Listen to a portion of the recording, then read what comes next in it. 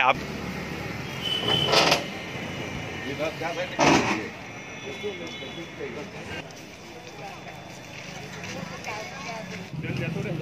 हो मी शंकर गुलाराम न्याहारी राहणार विसापूर. काय घटना झाली? तर इथे मी तोंड धुत असतावेळी नळावर सर्व 5-6 लोक होते. 5-6 लोक असताना समोर ते गाडी छोटीवाली गाडी तिकून आली आणि ते तोंड धुत होते. त्या लोकांना उडवत इथपर्यंत आणलं. त्याच्यामध्ये एक महिला खतम झाली आणि एक पुरुषसुद्धा जखमी झाला आहे.